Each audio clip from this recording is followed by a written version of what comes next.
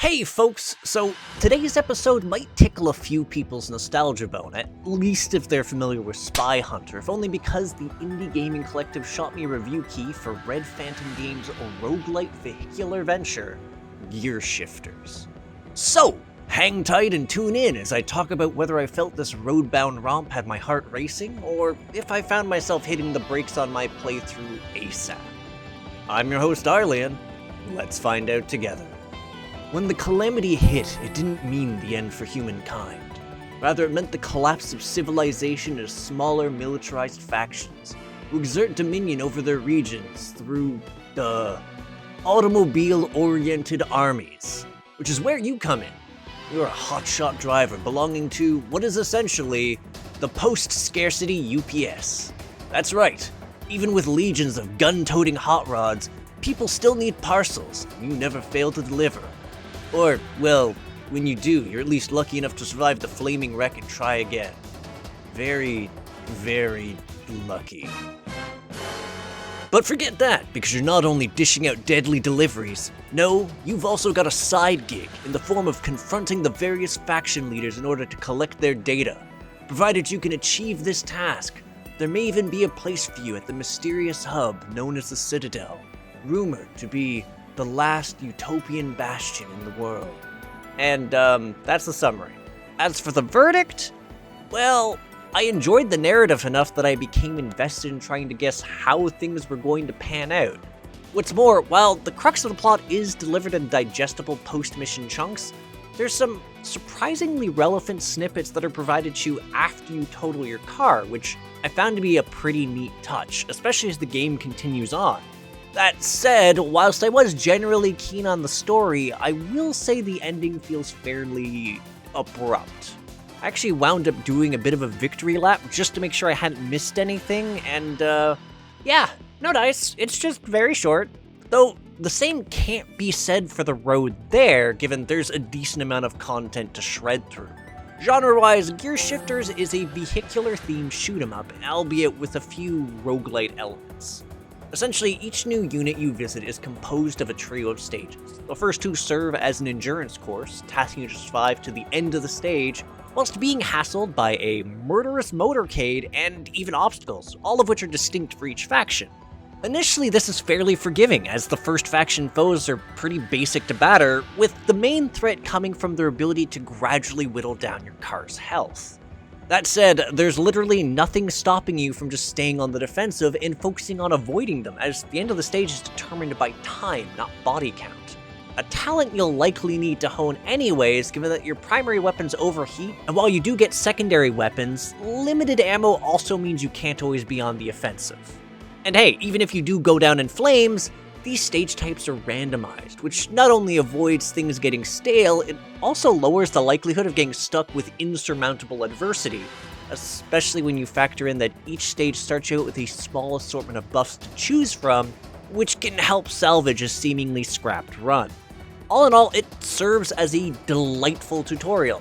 And then you reach the third stage, which heralds your climactic confrontation with the region's ruler. And frankly, these guys were where the crux of my crashes accrued. Whether it was by virtue of vicious attack patterns, raw attack power, or even just the act of ascertaining their weak spots, these guys were where my deliveries derailed. What's more, I actually found that these stages are timed as well, and not in a good way. Yeah, if you fail to burn down the boss before you reach the end of the road, you'll be rewarded with the fight restarting. Except, you'll be in the same condition you were at the stage's end, and the boss will be at full health. Yeah.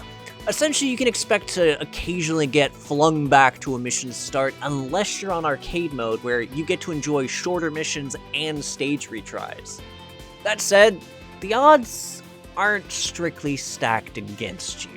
For one thing, you can pimp your ride. Damn right. See, as you progress through levels, you'll accrue resources in the form of money and, more importantly, schematics. See, schematics arbitrarily unlock an upgrade to your vehicle, which can then be purchased with the cash you've been scrounging from car wrecks. Now, some of these upgrades are fairly basic, such as basic boost to your handling, damage reduction, increased crash damage for playing bumper cars, and even aesthetic elements like rims and spoilers. That said, it also grants you access to alternate weapons, which you can load your car out with in order to suit your playstyle. Machine guns, shotguns, missiles, and even energy weapons which disable your target. And then you have boosts to consider, limited use power-ups which can do things like provide oil slicks, auto-killing basic enemies on car contact, or even just damage reduction for a limited time. Admittedly, since these power up through pickups, it does mean they're very limited use during boss fights, but they can be an absolute lifesaver. Though, oddly, maybe not as much as tires. While these are also a passive upgrade, it's notable to mention that this is one of the ones you really need to keep an eye on, as they influence your handling in certain types of road, which was actually a game changer in a few areas like the desert and the ice region. And that's not the crux of your progression either. As you clear new regions, you'll also begin to unlock driver skills relevant to its threats, enabling you to do all sorts of fancy driving options to both evade incoming attacks as well as better orient yourself to dish out damage. And also just look cool while doing it. 360 car spins go vroom, driving backwards and shooting at someone. It helps a lot, because the difficulty really starts to ramp up as you progress.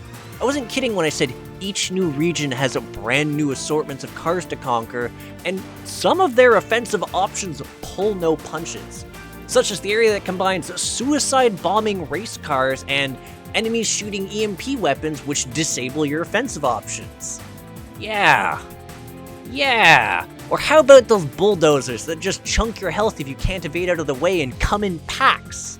It's honestly harrowing enough on standard difficulty that I had difficulty fathoming those brave souls who dared to challenge its permadeath mode. Especially when I took into account the fact that you don't just have to beat a region's ruler in order to conquer it. See, your delivery routes become increasingly lengthy as you progress, as they require you to pass through regions you've already cleared. While they still lack a boss, you'd have to go and trounce his trash 2 more times before they're fully subjugated and they just let you park wherever you please. Though, if you need further incentive to bring peace through violence, consider fashion. That's right, for the low price of reenacting Twisted Metal on an assortment of Mad Max rejects, you can unlock new paint jobs for your car! Some of which are sorta lame, but some of which look pretty slick. Which, brings us to the game's visuals, and I actually really like these. Like, the overall design is pretty stellar, the areas are nice to drive through, the enemies are well animated, which helps to telegraph their myriad attacks. I never really had trouble telling them apart, which meant I always had a good idea of what sort of death was going to be dealt out in my direction. And I just really did enjoy the fact that you can see all the upgrades you unlock for your totally not spy car, and making your car shiny colors. The soundtrack's popping too, like sure, some small part of my brain tuned out the excessive amount of bullet sounds going off because I was holding down the fire key, but the actual OST had me excited even when I was returning to a level for the umpteenth time. That, to me, is just a pretty good sign, generally. Anyways, that's the long version of things, so we're just gonna boil things down for the conclusion, and yeah, I had fun. While I can't say the experience was carried by the story, I did enjoy how it played out alongside its twists and turns. It was the gameplay that really kept my attention, as it provided a good bit of challenging arcadey fun. I definitely got a lot of mileage out of tweaking my arsenal to better challenge the various stages, tailoring my loadout in order to counter certain situations, or better batter bosses. And the gradual acquisition and mastery of the driving skills just added a great deal of fun, as I went from simply weaving along the road into what can only be described as vehicular dogfights. Seriously, driving backwards and unloading missiles at a dude chasing your fender, only to slam the brakes, zip out of the way, and then tilt yourself as you pass by another enemy just so you can go and use it both as a bullet sponge and then unload a shotgun into its side is just this amazing feeling that the game lets you organically encounter.